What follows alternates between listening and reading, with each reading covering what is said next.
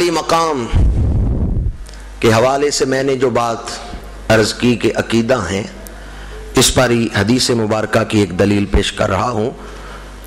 بڑی مشہور حدیث ہے لیکن اس کی جزیات پہ آپ نے کبھی غور نہیں کیا ہوگا، اور تفصیل سے حدیث نہیں بیان کروں گا بلکہ صرف ایک اس کا حصہ ہی بیان کر رہا ہوں۔ مشکات شریف میں حدیث ہے، حضور نے ارشاد فرمایا کہ میرے پاس ایک فرشتہ اترا ہے، ان ھذا ملک لم ینزل الارض قط قبل ھذہ اللیلہ، فرمایا یہ فرشتہ آج سے پہلے کبھی زمین پہ نہیں اترا۔ استاذن ربہ ان یسلم علیہ، اس نے اللہ کی بارگاہ میں عرض کیا پروردگار اجازت دے میں تیرے نبی کے دربار میں جا کے سلام پیش کرنا چاہتا ہوں۔ اور دوسرا مقصد اس کے نازل ہونے کا یہ ہے وَيُبَشِّرَنِي بِأَنَّ فَاطِمَةَ سَيِّدَةُ نِسَاءِ أَهْلِ الْجَنَّةِ وَأَنَّ الْحَسَنَ وَالْحُسَيْنَ سَيِّدَا شُبَابِ أَهْلِ الْجَنَّةِ وَيُبَشِّرَنِي، یہ فرشتہ مجھے بشارت دینے آیا ہے۔ کیا کرنے آیا ہے؟ بشارت کسے کہتے ہیں؟ ایسی خبر جسے سن کے سننے والا خوش ہو جائے۔ اب کون سی خبر ہے جو حضور کے دل کو خوش کرتی ہے؟ یہ حدیث مشکات شریف میں ہے، دیگر کئی محدثین نے اسے اپنی کتب میں نقل کیا ہے۔ یبشرنی، حضور فرماتے ہیں فرشتہ مجھے بشارت دینے آیا ہے، وہ ایسی خبر لے کے آیا ہے جس سے میرا دل خوش ہوتا ہے۔ وہ کون سی خبر ہے جس سے قلب رسول خوش ہو رہا ہے؟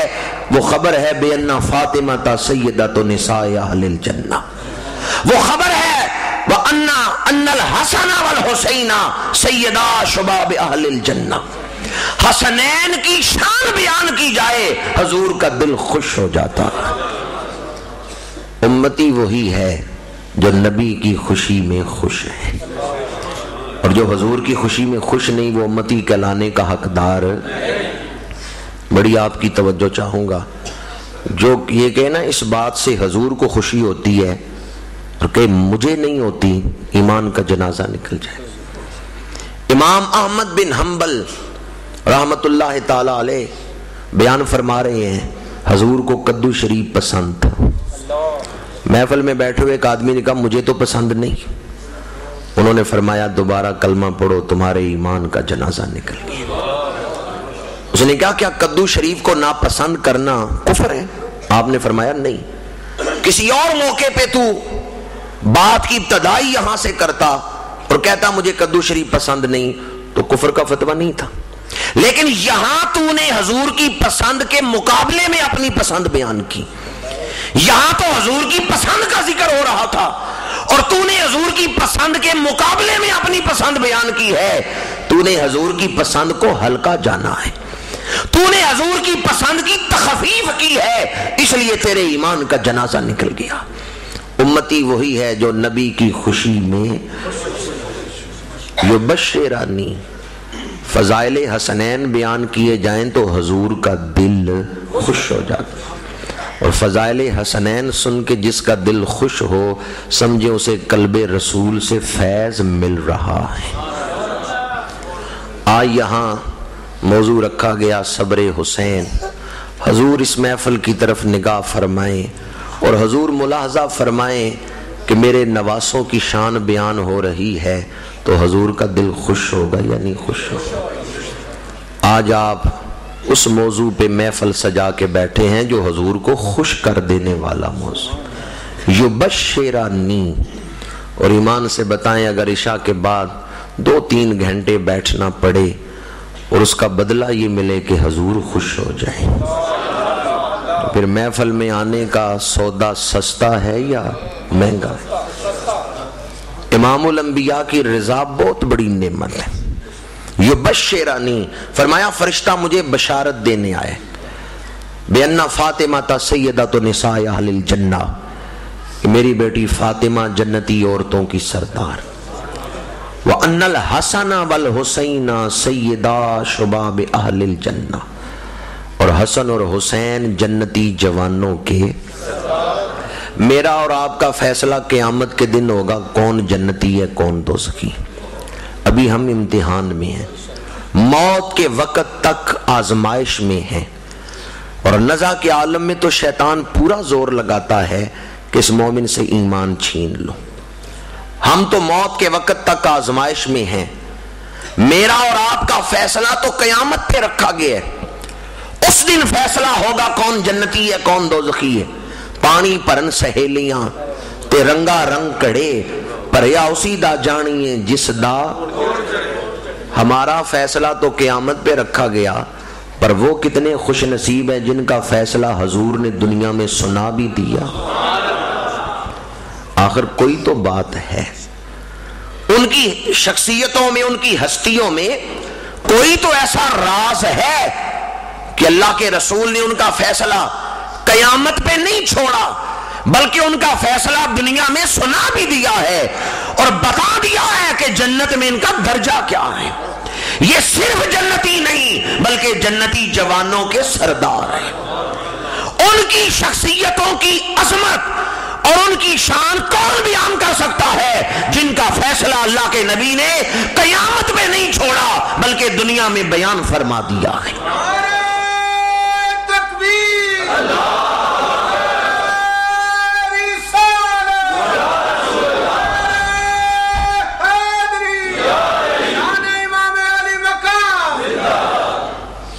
ان الحسن والحسین سیدا شباب اہل الجنہ، فرمایا حسن اور حسین جنتی جوانوں کے سردار ہیں۔ یہ سردار کون ہوتا ہے؟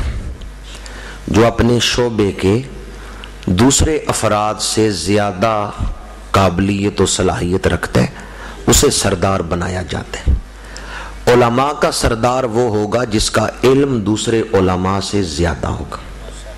کسی جاہل کو علماء کا سردار نہیں بنایا جائے گا۔ اولیاء کا سردار وہ ہوگا جس کی ولایت دوسرے ولیوں سے اعلیٰ درجے کی ہوگی۔ کسی بھی شعبے میں سردار وہ بنایا جاتا ہے جو اس شعبے سے وابستہ افراد میں زیادہ صلاحیت زیادہ قابلیت رکھتا ہے۔ کوئی درمیانے درجے کا علم رکھنے والا ہو اسے علماء کا سردار نہیں کہیں گے، اور کوئی درمیانے درجے کی ولایت رکھنے والا ہو اسے اولیاء کا سردار نہیں کہیں گے۔ سردار وہ ہے جو دوسروں سے زیادہ شان رکھتا ہے۔ اب حضور نے فرمایا حسنین جنتی جوانوں کے سردار ہیں، تو گویا بتا دیا جنتیوں کی جو جو صفتیں ہیں وہ حسنین میں اعلیٰ درجے کی پائی جاتی ہیں۔ اگر جنتیوں کی صفتیں حسنین میں کم درجے کی یا درمیانے درجے کی پائی جاتی تو انہیں سردار نہ کہا جاتا۔ یہ جو حضور نے فرمایا کہ وہ جنتی جوانوں کے سردار ہیں، تو بتا دیا کہ جو جو جنتیوں کی صفتیں ہیں وہ حسنین میں اعلیٰ درجے کی۔ جنت میں جائیں گے نماز پڑھنے والے، حسنین کی نماز کی کیفیت خشوع و خضوع دوسروں کی نمازوں سے اعلیٰ ہے۔ جنت میں جائیں گے تلاوت قرآن کرنے والے، حسنین کی تلاوت قرآن دوسروں سے۔ جنت میں جائیں گے تقوی والے، حسنین کا تقوی دوسروں سے۔ جنت میں جائیں گے صبر کرنے والے، حسنین کا صبر دوسروں سے۔ میرے سارے مضمون کا جو نچوڑ ہے جو پیغام ہے وہ اسے ایک جملے میں سمٹ آیا۔ میں نے صبر کی بھی قدر تشریح کی اور لفظ حسین کے حوالے سے امام کا تعارف بھی آپ کے سامنے پیش کیا کہ حضور فرماتے ہیں حسین جنتی جوانوں کے سردار ہیں۔ تو جو سردار ہے پھر اس کا صبر بھی تو دوسروں سے۔ صبر حسین عام صابروں کی طرح نہیں بلکہ اعلیٰ درجے کا صبر ہے۔ صبر کے حوالے سے ہم اپنے ذہن میں جو کیفیات رکھتے ہیں، امام عالی مقام کا صبر ان کیفیات سے زیادہ شان رکھتا ہے۔ میں اکثر کہتا ہوں کہ جس طرح نالی میں پھرنے والا کیڑا جبریل کی رفتوں کو نہیں سمجھ سکتا، نالی میں پھرنے والا کیڑا نہیں جانتا کہ جبریل کن بلندیوں پہ رہتا ہے، اسی طرح مادیت میں پھنسا ہوا مسلمان نہیں جانتا فکر حسینی کی پرواز کیا ہے۔ آج بعض لوگ اپنے ذہن سے قیاس کرتے ہیں امام علی مقام کی شخصیت کو، اور پھر اس پر تبصرے اپنے ذہن کے مطابق کرتے ہیں۔ میں کہتا ہوں اپنے ذہن سے، اپنی فکر سے، اپنی پست خیالی سے امام علی مقام کو نہ دیکھو، امام کو دیکھنا ہے تو نگاہ مصطفیٰ سے پوچھو کہ حضور نے امام کا تعارف کیا کرایا، حضور نے اپنی آل کا، اپنے نواسوں کا تعارف کیا کرایا ہے۔ اور یہ دیکھو صحابہ ان سے کس طرح محبت کرتے تھے، یا یہ دیکھو اکابرین امت نے ان کا تعارف کس طرح کروایا۔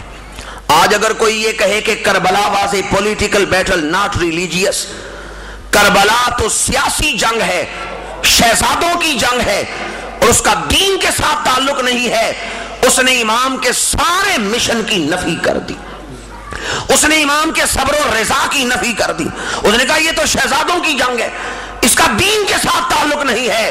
امام علی مقام کی عظمت کو دیکھنا ہے یا سمجھنا ہے تو کسی گستاخ اور بے ادب سے نہ پوچھو، امام کی عظمت پوچھنی ہے تو خواجہ خواجگاہ سے پوچھو۔ ہمارا عقیدہ یہ نہیں کہ کربلا دو شہزادوں کی جنگ تھی جس میں دین کا تعلق نہ ہو، ہمارا عقیدہ یہ ہے شاہ است حسین، بادشاہ است حسین، دین است حسین، دین پناہ است حسین، سرداد نداد دست در دست یزید، حقا کے بنا لا الہ است حسین۔